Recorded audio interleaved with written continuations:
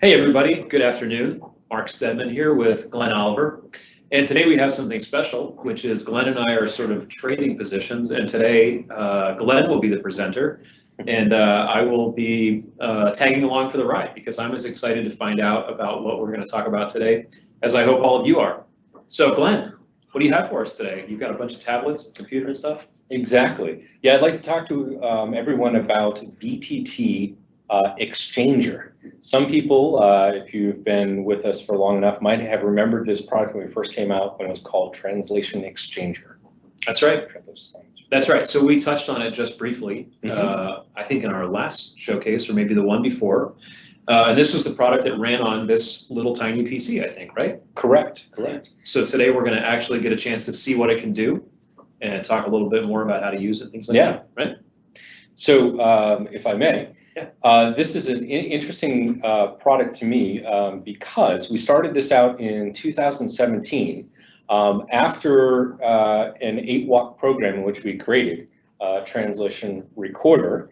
And this was meant to be a complementary product. It was meant to solve a couple different problems.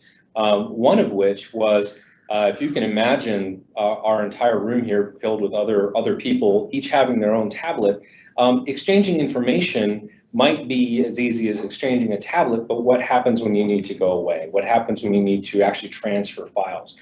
And suddenly it required somebody with a little bit more knowledge than just being able to interface with the software, hit the record button and translate. And often it required someone to help facilitate that. So we want to take that burden off of people's hands by making something where all the tablets could just communicate freely with a central locus. And the second thing that we wanted to try to explore to make easier was the checking process. It's nice that everyone had their tablet in our scenario, but they're busy working. If I'm checking their work, they got to kind of stop what they're doing, don't they? And I've got to be able to do that. So maybe using that central locale to allow other people to continue the work while you keep translating. Yeah, that's such a great point. I do remember when we first started with Recorder way back when with a bunch of interns. They did a great job, and it was kind of like, well, this is half the problem. Now what do we do with all these files that are being generated by Bible translators? And so, like you said, Exchanger was the answer to that.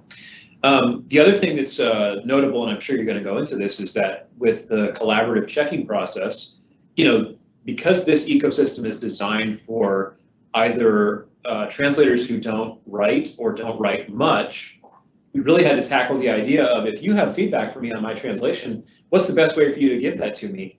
Can I just write it down? You just put it on a Post-it. Wait, really, that's not really the way I like to hear. Don't write it. That's right. And even if you did, think about how many times the issue that you're dealing with in the checking is, well, that's not how we've chosen to pronounce that name, or that's not how we've chosen to pronounce that place. And so you want to be able to have that audible feedback for your checking of your audible scripture. So it also helps with that. Yeah. Should we take a look at a couple of the features of the program? I'd love to see it. Show them to me. Okay, excellent. So what we're looking at here is Exchanger actually already opened, and the first thing you'll see here is a number of what we'll call them cards, and each of them represents a project. And you'll notice that each card, if I look at this top center one here, says it's Genesis, it's English, it has an image, and it has a couple different options. If I was to select this project to talk about, it would load up all of the content. And so if you're familiar with Genesis, it's going behind the scenes and it's actually talking to the database system and pulling up WAV files for all 50 chapters of the book. Now, this is something that has been completed and checked in the past by our winter volunteers and others, and it represents the accumulation of many, many tablets, many hours of work of people contributing it all to this software program. And the program itself brings them all together and lets people work on them. But I'm going to jump back out here for a moment, and I actually took the book of Esther this morning from my tablet, and I named it after this language here, Afaraf, so that I could play with it. So we're looking at something that's a similar facsimile to the real server. what we showed here with this mini PC box, this is actually running in live. I've got a tablet that's talking to it. However, I wouldn't be able to demonstrate this to you live because it's on a completely separate Wi-Fi network. So to demonstrate what I'm showing today, I'm actually taking advantage of our network in the building in another shared instance of it. So here I'm going to select the Book of Esther. And a couple things we'll notice, it's not all blue like Genesis we saw here. The software is giving me some indications. One of which is, here's a chapter 1 in which it says I've got 19 out of the 22. And the other ones here that I have 0, 23, and so forth. And then this last one that seems to have a symbol indicating something to me. We'll talk about each. Right here, my only point of interacting with chapter 1 is clicking on the board. And what this is a reference to is what we in the program development and other communities refer to as a Kanban board. But essentially, imagine if you went to a whiteboard and you had a bunch of stickies that you put in a row. Maybe there are things you're trying to accomplish during the day. Hey, this is what I want to do. This is what I want to get, what I'm doing now, and this is what I'm done. It's a really cool process. And we have something similar here. So if we can imagine that someone here is working in the Book of Esther in chapter 1, and they're working on verse 1. Well, they made a couple different takes. Let's go ahead and play this one, for example. In the days of Ahasuerus, Whoops. This is Ahasuerus, who reigned from India as far as Cush over one. So my apologies to Peter Poloni. He did a really great job, and I inserted an error into the process to kind of show off the fact that we can listen to it and add comments. This is the unadulterated take over here and take 3. But our goal here in general is no matter where we have these cards, our goal, our objective is to take the card, the take that sounds the best and is approved, right? It's correct, it sounds good to the ear. Then I want to move it over to this column all the way over to the right. That is my objective. But along the process, I do want to listen to all the takes that were submitted. Now, if you're familiar with Translation Recorder, you might be familiar with these stars up here. And anything I sent from Translation Recorder that had a rating, a star, would show up automatically filed into the appropriate columns. So somebody working in Translation Recorder can already save me a lot of work by suggesting ones that are the ones that I should be listening to and consider for final approval. But for the moment, let's think about the one I just added here. I played this back here. In the days of Ahasuerus. Whoops. This is Now, to your point earlier, what if I want to try to communicate to the person that did that recording? How would I let them know what I want done? This may be obvious to you and me, but maybe there's some sort of detail that I want to tell them. Maybe it's, hey, you know, by the way, that insertion of that additional data really sounds odd compared to everything else. You really should retake that. What we do here is we have the ability to add a comment right on the card itself. Nice. Yeah. I'm going to go ahead and record. Thank you, Glenn, for your edit. That ruined the take. Why don't you go ahead and delete that? I could play that back and listen to it. And what it's going to do now is associate that take directly on the card. So now there is a take here. And we'll also notice a couple other things. This little symbol here happens to represent the person who originally recorded it. And this take here was recorded by me. Nice. We can talk about that a little bit later. But there are icons that actually represent my voice. Nicholas DePinto. Oh, Nicholas. And you can hear my take here. Thank you, Glenn, for your edit. That ruined the take. Why don't you go ahead and delete that? So we have a couple ways that we can interact. Somebody else could comment on this comment. The original recorder maybe has a question. We can record that entire dialogue there. If I didn't like the take of what I did, even as a comment, I can simply get rid of that. The program itself gives me an opportunity like, hey, you sure you want to do that? You want to undo that? And if I let the time elapse, then it goes away. I'd mentioned this recording might be something I want to delete. In the same way, I can take that entire take. I'll move it over to the trash can, and away it goes. Let's confirm that. I like how it gives you a chance to undo it. Mm-hmm. Now, let's presume I listened to this take up here, and I move it over to here. This is the original one that Peter did. That is correct. And we notice to the side now that it is populated here with the verse 1. Verse 2 and 3 still say unpublished. And if we click on these here, we see why. It's got a take that is not all the way over to the right. So again, my job would be listen to it, compare it to the source material, make sure it's accurate, make sure it sounds good. If it gets approved, we can move it along. And I would repeat this process for each of these verses that is not complete.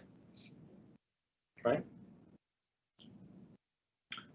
Now that I've finished doing that, it said, great, good job. You have the opportunity to listen to the whole chapter. This is a kind of unique opportunity where all of these verses can be kind of listened to as one complete chapter. We can listen to it in context and see if they stitch together well. Do we have continuity? Does it sound good? Is there further editing that might be required? We'll go ahead and go to the next chapter.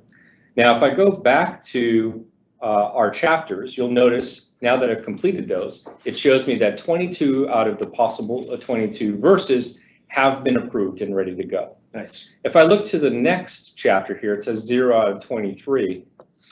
What it means to me is, look, all the side over here with all the verses, they're all unpublished. That is work I need to do. You need to review all of those and make sure that they're good. That is correct. Okay. Oops, went one step too far. This last one is a little bit different of a scenario. Again, this one says there are takes and I've approved them all. This next one is telling me there are takes, but I have approved 0 so far. And this last one is telling me, hey, there are takes. Oh, there are no takes. Oh, okay. And so someone would have to upload from their tablet in order to add to this so that I could work on that. So Glenn, let me ask you a couple of questions since you've kind of gone through all that. Now, does this work with only one tablet? Can I use this only with one tablet, or what if I have a room full of like 8 or 10 people who each have their own tablet? Will it put all those together into one place like that? Correct.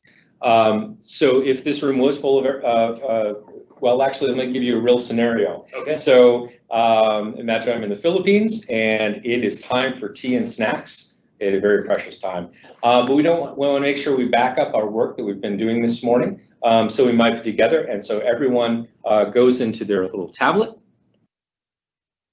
And they might have their projects. And they would open up their individual project. And then they would hit the upload. And that upload would let the tablet talk to our little box or our network up here and say, hey, I've got new files for you.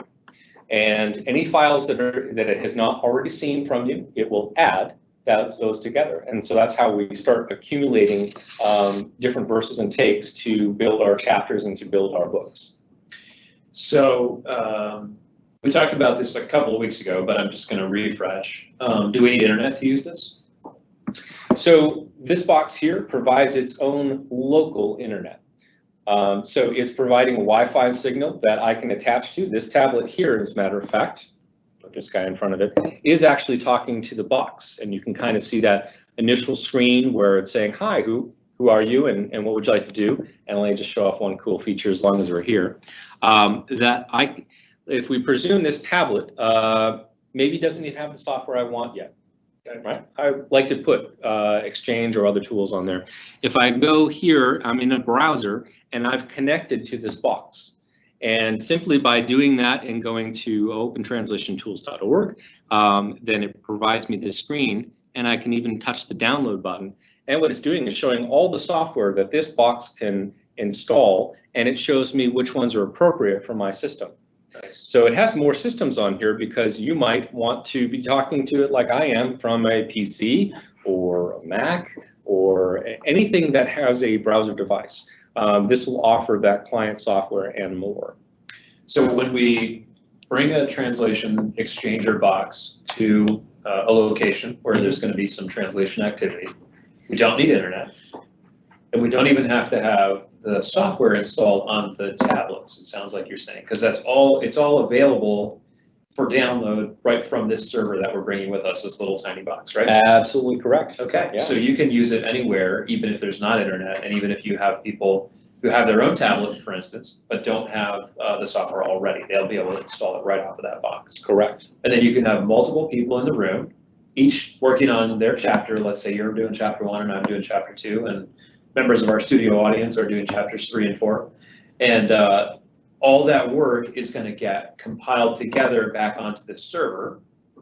And it's smart enough so that when you do the uploads, it's not sending all of your work, it's just sending all of your new work. Absolutely correct. So you can They're do in it throughout the communication day. with each other. Recorder tells Exchange what it has available for upload. Exchange already is comparing that to what it already knows in its database and just requests the things that are new. Nice. Yep. Nice. Yeah, so you could back up a couple times a day, and it's not going to take a long time because it's just going to do the new stuff. That is correct. So if I'm in a remote location, let's say, why would I want to back up? I mean, who cares, right? It's on the tablet. Nothing's going to happen to that. You hurt my heart. No, more than just that. There's also the aspect of having another way of storing that, making sure the hard work is not lost. In fact, as some of you know, that was one of the reasons that we primarily built Translation Recorder, is that existing software would oftentimes lose your work, and that's frustrating and just a crime. So we wanted to make sure that was one of our chief abilities. But we also wanted the ability to provide an easier way to start sharing this material. So if I may, let's return to the screen for just a moment. And we're talking about various projects. I'm gonna go down to Ruth here. Now, when I had this option to select Ruth as though I was going to be doing some work on it, there's also this other button of export. And if I click on export, for example, it shows me right away there's a couple different methods of interacting with this. One of which here is, let's go to download. So for this project here, it would show me the various chapters of Ruth, and I'm going to go ahead and select all of them. And it would say, great, you've selected everything that I know about Ruth. What would you like me to do with this? Would you like me to provide these to you as MP3s, in which case it would convert them on the fly and provide them for you to download maybe to your phone, your tablet, whatever listening device. Essentially, again, all you need is a browser to be able to connect. We do provide the client software for most of the operating systems, which we recommend. So it allowed me to do that as MP3s. And what I did today, even just preparing for this demo, however, is I asked for it as WAV files, because by doing that, it allowed me to copy this down to my tablet so I could kind of prepare this demo. So I can also bring stuff back out of the application so that I can bring it back to tablets if I should wish. And doing the, let's see, the other thing here is, let's go back to Ruth again, transfer. So as happened in the Philippines, we took over several different boxes, and they were working, I think, primarily most of the week that we were there, and we left some boxes with them, but we wanted the opportunity to take a kind of a copy of what they had, snapshot, if you will, with us. And that would allow them to utilize this, which is a transfer. And that takes all of the content.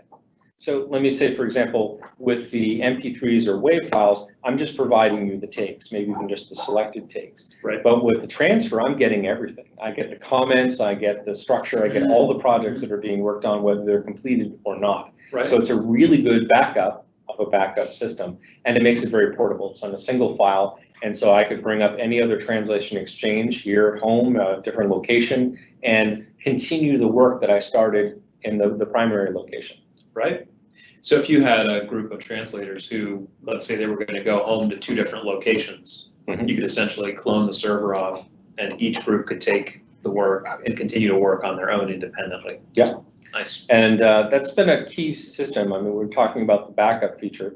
Some of what we've built into the system is active in the field. In other parts, we're still very anxious to hear from the field what parts are important to them. What can we make better? What can we continue to work on? And for that, actually, I'd like to maybe have Chuck chime in, who Chuck Leash has actually used this in the field on our behalf, traveling where we couldn't be able to go. Yeah, let's loop in Chuck Leash. So Chuck is coming to us from the frigid north. I suppose it's not that frigid this time of the year, but to me it feels frigid. when I think about We're it. way up in the 70s today, so we're fine. Okay, all right, that's good. So chance of frostbite low for Chuck today. That's good to know. Chuck is, as Glenn just mentioned, he's a Tech Advance technician, long time experience in the field, and is an important part of our team, travels all over the world to help support Bible translation activity. So Chuck, tell us a little bit about using Exchanger in the field. It's pretty exciting, really. I took one of these nukes with me.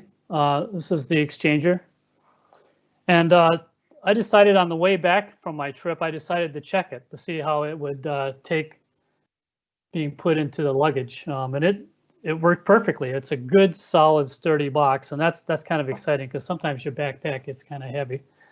So really nice design choices that you've made with it. I was in Indonesia. I can share my screen. Are you seeing me and some Indonesians there? Ah, excellent. Yeah. So this is, and there's Mark Thrash. So the two of us spent a couple weeks in the Pacific, and this is us in Indonesia. I took Exchanger and had, this is about 2/3 of the guys that were at the workshop. I had some of them install BTT Recorder from a distributed, I believe it was SD card, a micro SD card. And I had the rest of them download Exchanger from BTT, I had the rest of them download BTT Recorder from Exchanger. Right. And so I had to kind of split them into two test groups. They installed BTT Recorder, and then I had them, as we're doing our sessions, learning how to use it, I had them upload to BTT Exchanger, and both of them were able to upload seamlessly, whether they had installed it off of Exchanger or whether they had installed off of SD card. Nice. So Chuck, if you're at an event and you aren't using Exchanger, in order to compile those files together, what do you have to do? It's a lot of work. Okay, you don't have to tell us the whole process. That's all I was looking for. Yeah, it's just painful because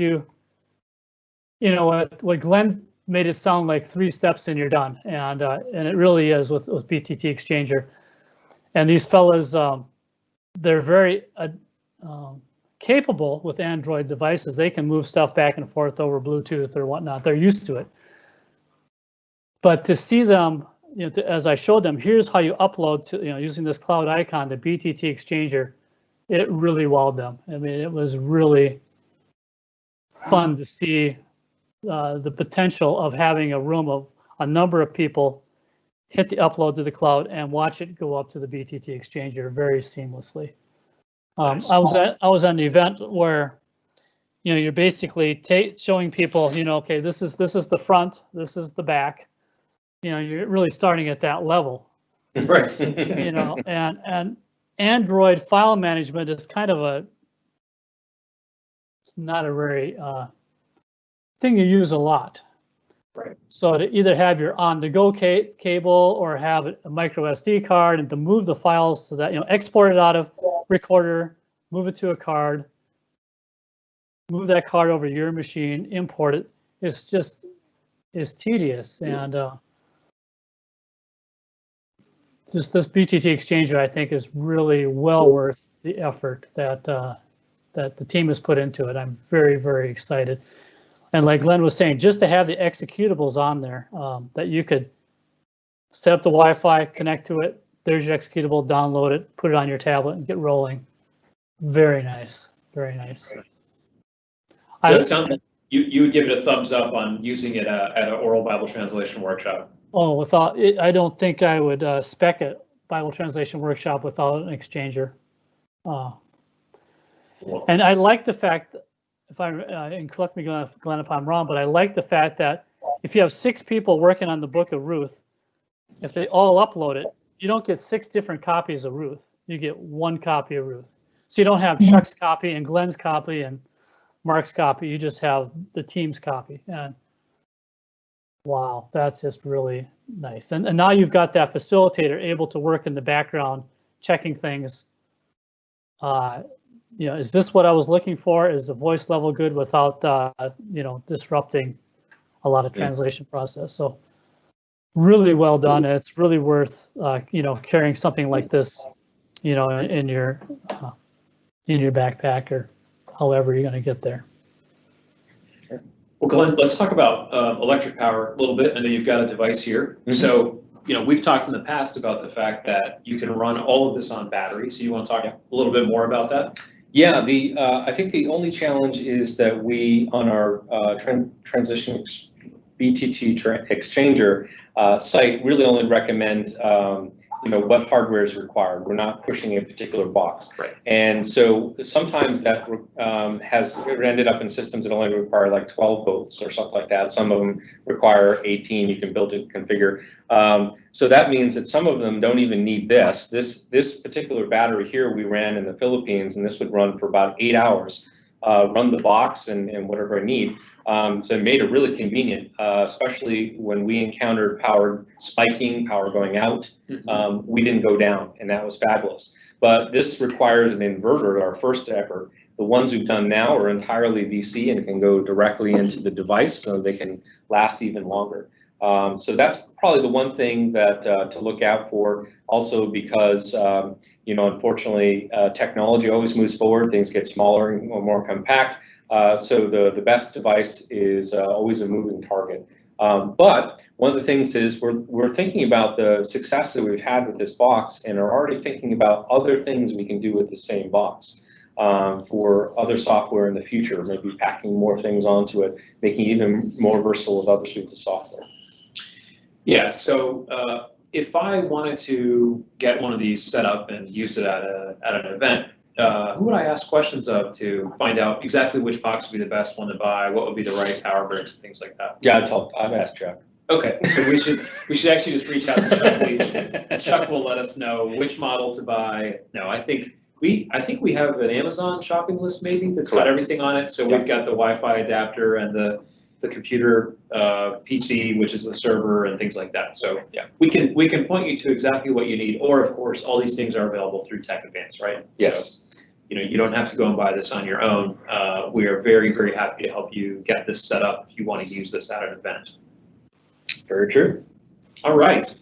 Well, Glenn, this has been great. I think, obviously, I really like Translation Exchanger. You and I worked on it along with others on our team in 2017 with a great group of interns in this room. Actually, we're in conference room 2 in Orlando. That's right. And so I've had a heart for this sort of the back end of oral vowel translation for a long time, and so it's exciting to see it come together. Let's some questions. Yeah, I was just going to say, let's take our last few minutes here and answer some questions. So, producer, do you have any questions for us from the field? Yes. The first question is from Bob Buckham. Could you discuss the development team behind this? Who developed it, when, where, how? Yeah, that's great. So I just alluded to the fact that it started out with our 2017 8 weeks of code, 12 computer science interns who came and worked with us for 8 weeks over the summer. Yeah. Got it started, and then we kept some of those. I think that year we kept 4 of those people on for the whole year. So we had a couple of guys that stayed working on this project, and another couple that did other things as well, I think. Yep. So it was started with interns, and then our kind of our full-time long-term team has done some work on it. The amazing Joe Sarabia. Joe has done some work on it. I think Max has worked on it. Yeah. So it's been a team effort, I think. Good, thank you. Second question is from Sandy Roach. Chuck might be able to answer this one better. She asks, is this similar to how we merge autographa files? Chuck, is that something you know anything about? I don't think so. I think, once you upload it, the server does the merging. Is that how you would put it, Glenn? Yes, that's correct. And so that's, so when you upload your data from BTT Writer up to WAX, every user has their own repository. Right. And then somebody has to go and merge all those manually. With BTT Exchanger, as the translators are publishing, they're publishing to BTT Exchanger. And BTT Exchanger brings that, concatenates that data together in the correct book. So if they're all working on the same translation, it'll all be put together in the same book. One nice thing about BTT Exchanger is on BTT Recorder, I think you can only build up to a chapter. I can't make I don't think I can make like a book. That's something I've never thought of. But I know that BTT Exchanger, you can take all those chapters and build it into a book at that level. Did I stump the panel? Recorder will let you build up to a book, yes. Okay, okay. Okay. All right. So Glenn, before we hang up here, let's just talk a little bit about our next software showcase. We're going to change gears a little bit. Up till now, all of our software showcases have been Bible translation tools focused. And that's probably going to be primarily what we do. But I think we're going to take the next one and we're actually going to show you a feature in Outlook. As we've all moved into a more distributed world with more meetings and more online interactions and things like that through Teams, there's a really cool feature inside of Outlook that I want to introduce everybody to that's called Find Time. So have you ever found yourself in a situation where you need to coordinate a meeting with, say, 4 or 5 people who are scattered all over the country, different time zones and everything else, and you find yourself emailing out and saying, well, I'm clear Tuesday at 1 or Wednesday at 9 o'clock in the morning. Where are you guys at? And of course, you get 4 different responses back of I'm available on Thursday, but not Friday. And then you end up with this long email thread, and eventually you just cancel the meeting anyway, because by the time you figure it all out, it just doesn't matter anymore, right? The time that it takes to arrange the meeting can elapse the meeting time. Correct. So I want to introduce everybody to a feature that's actually baked into your Outlook that really simplifies that and makes it very, very easy. And I think you're all going to really like it. It's very, very easy to use. So easy to use that even a VP can use it. And it really helps with managing those meetings with people who are scattered all over the world. I need this in my life. It sounds good. I think you're going to like it. I think you're going to like it. So tune in here in a couple of weeks. Len and I will be back, and I will show you something related to business software. Like I said, that's not going to be our primary intent with these software showcases, but I think this one will be helpful and useful, and then we'll be back with more Bible translation software for the one after that. Cool. So thanks again, Glenn. Been really good. Thank you so much, Chuck, for jumping in and giving us kind of the field perspective. And thanks, Craig, for producing the meeting. See you all next time. Bye-bye.